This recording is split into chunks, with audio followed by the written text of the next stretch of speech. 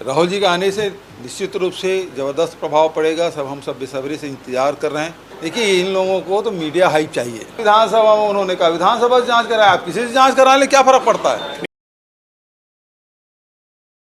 के द्वारा स्थगन लाया गया था, जिसमें पिछले विधानसभा सत्र में एक अशासकीय संकल्प लाया गया था, जिसमें हसदेव अरण्य क्षेत्र में कोल ब्लॉक न खोले जाए, इसके लिए अशासकीय संकल्प लाया गया था और सर्वसम्मति से विधानसभा में पारित किया गया था और उसके अनुरूप भारत सरकार को उसको पत्र भी लिखा गया था। उसके बाद वहाँ कोई कटाई नहीं हुई थी। नई सरकार बनने के बाद अंधाधुंध पेड़ों की कटाई हो रही है, नए खदान खोले जा रहे हैं। इस मामले में विपक्ष द्वारा स्थगन लाया गया, लेकिन ये सरकार बिल्कुल सुन नहीं रही है। लगातार जंगल काटे जा रहे हैं।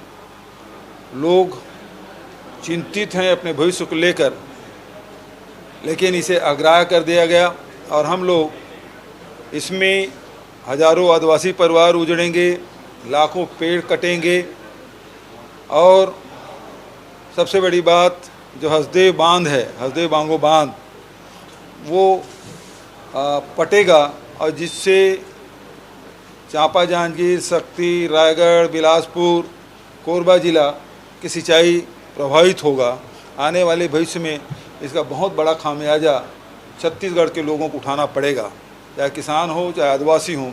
और इसी मामले में हम लोगों ने स्थगन लाया था और हमारी बात नहीं सुनी गई।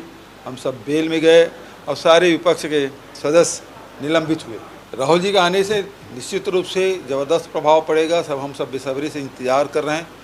कल रायगढ़ में और उड़ीसा से प्रवेश करेंगे और उसके बाद कार्यक्रम वहीं उसके बाद समाप्त होगा रायगढ़ आने के बाद, और फिर 11 तारीख से लगातार यात्रा शुरू होगी, जो शक्ति और कोरबा, सरगुजा, बलरामपुर ज़िले होते हुए वो आगे फिर प्रस्थान करेंगे। शासकीय जो विमान थे उसके रखरखाव में निजी हेलीकॉप्टर और विमान में 400 करोड़ रुपए खर्च किए गए, जिसमें 260 करोड़ निजी कंपनियों को मिले।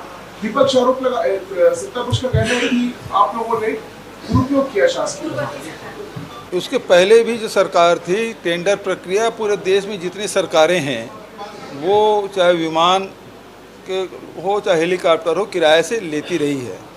और आपने देखा होगा कि जो राज्य सरकार जो हेलीकॉप्टर है, जो पिछले सरकार ने सेकंड हैंड लिया था, इस प्रकार से आरोप भी लगे थे और वो क्रैश हो गया और उसके बाद तो निजी हेलीकॉप्टर ही लेना पड़ा। विमान भी पुराना हो गया, लगातार ग्राउंडेड रहा, रिपेयरिंग भी लगे और उसमें किराया जो लिया गया है वो विधि सम्मत है, टेंडर किया गया है और उसमें कोई गड़बड़ी हो तो बताएं, क्योंकि किराया तो लिया गया है और टेंडर करके लिया गया है, जिसमें गड़बड़ क्या है। सर, पीडीएस को लेकर भी कल चर्चा हो रही थी, लेकिन कोई नहीं निकला। देखिए, इन लोगों को तो मीडिया हाइप चाहिए।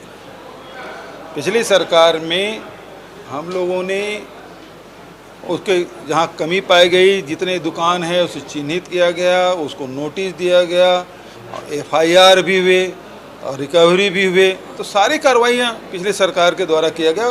केंद्र सरकार ने आके जांच भी की, उसके अधिकारी आए थे और उस जांच से वो संतुष्ट पाए। यदि असंतुष्ट होते कार्रवाई से तो उसी समय कार्रवाई कर दिए होते, उसमें कार्रवाई कुछ नहीं हुई। अब कल विधानसभा में उन्होंने कहा विधानसभा से जांच कराए, आप किसी से जांच करा लें, क्या फ़र्क पड़ता है।